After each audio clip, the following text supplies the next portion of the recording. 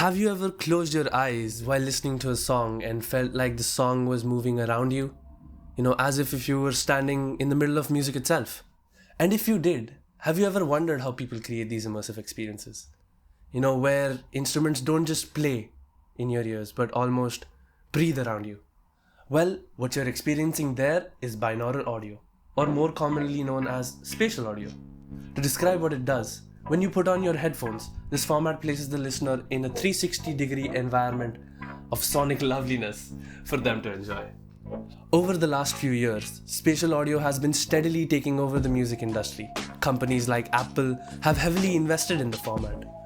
If you're an AirPod user, you've already heard of the terms like spatial audio with Dolby Atmos and stuff like that. Streaming services like Apple Music and Tidal have now put entire catalogs of spatial mixes, and listeners are quite intrigued by what it presents. But let's face it, who wouldn't want their favorite songs to feel like they're alive? Surrounding them in a three-dimensional space where it feels like they're being played for them. Of course, you have easily accessible versions of this already making waves online, like 8D audio or something gimmicky. You've probably come across these YouTube videos with titles like, "Put on your headphones, this will blow your mind."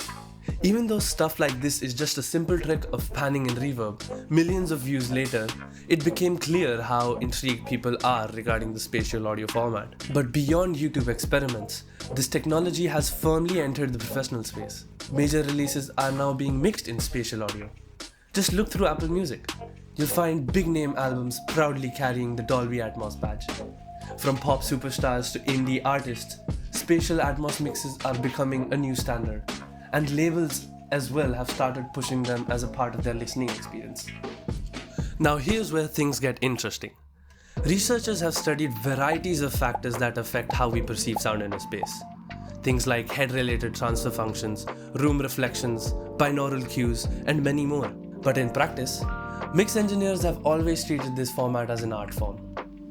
We've been relying on years of intuition, experimentation, and tradition to figure out what works. And there hasn't been a compiled understanding of how these tools can create the results that truly match the impact of stereo, which has been the golden standard for decades. That's where this project comes in. Focusing on how the Dolby Atmos renderer can help us shape creative approaches and its application, what makes it fascinating is that it gives us 4 different room simulation modes: off, mid, near, and far. These aren't just technical labels, but they help us control the perceived distance of each element in a mix. Think of it like choosing whether a guitar is whispering right next to your ear sitting comfortably, or echoing from the far end of the hall. To test how these modes shape perception, we broke the sound down into 5 different instrumental categories.